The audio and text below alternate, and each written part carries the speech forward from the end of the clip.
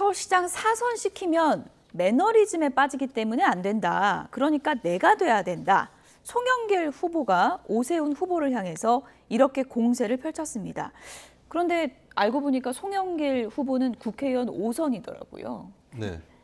송영길 후보 입장에서는 본인이 서울시장이나 단체장을 오래 하지는 않았다라고 그런데 방점을 찍는 것 같습니다. 그래서 이런 공격은 사실 단체장 선거에서 좀 자주 나오는 뭐 당내 경선 과정에서도 많이 나오는 그런 공격인데 여러 번 했기 때문에 이제는 좀 그만둘 때가 되었다. 뭐 쉽게 얘기하면 그런 레파토리겠죠. 다만 오세훈 서울시장 후보 입장에서는 어느 정도 방어할 수 있는 것은 오세훈 후보가 이제 2011년부터 2021년까지 10년 동안 서울시장이라든지 공직을 지내지는 않았었거든요. 그렇기 때문에 서울 시민들 입장에서도 좀 오랜만에 다시 서울시로 복귀를 했기 때문에 사실은 이제 과거 지금까지 했던 3선이라기보다는 재선 도전자에 가까운 이미지를 갖고 있어요. 기간은 길지 않다. 그렇기 그만큼. 때문에 그렇기 때문에 이제 송영길 후보도 조금 다른 또 포인트의 공격을 개발을 해야 되지 않을까 그렇게 보여집니다.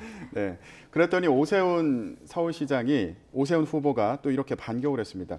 송 후보가 서울시장 나온다는 얘기 들었을 때 뭔가 좀 부자연스럽다 이렇게 생각을 했는데 이재명 후보의 조기 등판을 위해서 기획, 연출, 감독, 주연까지 맡았다 이렇게 얘기했어요. 네, 아니 오세훈 후보가 이야기한 건 그거겠죠. 자신이 이 서울시장 선거에 뛰어들었을 때 옛날에 바로 송영길 후보가 인천시장 선거에도 나왔었거든요. 그러니까 서울시장, 인천시장 이런 관계였다가 갑자기 서울시장 후보로 같이 이렇게 경쟁을 벌이는 것이 부자연스러운 게 아니냐. 그리고 송영길 후보의 아픈 지금 포인트를 지금 공격하고 있습니다. 근데 한 가지 재미있는 건 오세훈 시장은 한 번도 남성 후보와 싸워본 적이 없어요. 아, 그렇군요. 민주당의 강금실 후보하고 해서 이겼고요. 그다음에 한명숙 후보하고 해서 이겼고요. 그다음에 박영선 후보하고 해서 이겼습니다. 네. 이번엔 또 송영길 후보예요. 그러니까 어떤 의미에서는 전혀 다른 스타일. 왜 자꾸 민주당의 여성 후보를 오세훈 후보한테 그 상대하냐면 오세훈 후보의 그 이미지.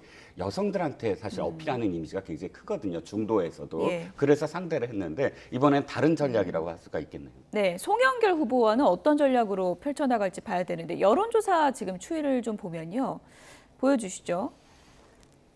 네, 서울시장 선거 여론조사 지금 오세훈 후보가 51.5%, 송영길 후보가 29.5%로 나오고 있습니다. 송영길 후보가 내가 하루하루 1%씩 올리겠다라고 다짐을 했었는데 격차는 좀 벌어지는 것 같아요. 네, 지금은 이제 하루에 1%포인트로는 안 되는 그런 상황이 됐습니다. 근데 저는 이 격차는 좀 줄어들 가능성이 꽤 높다라고 봅니다. 왜냐하면 민주당한테 최악의 상황으로 펼쳐졌었던 2021년 서울시장 보궐선거에서 박영선 당시 민주당 후보가 39% 정도를 얻었거든요.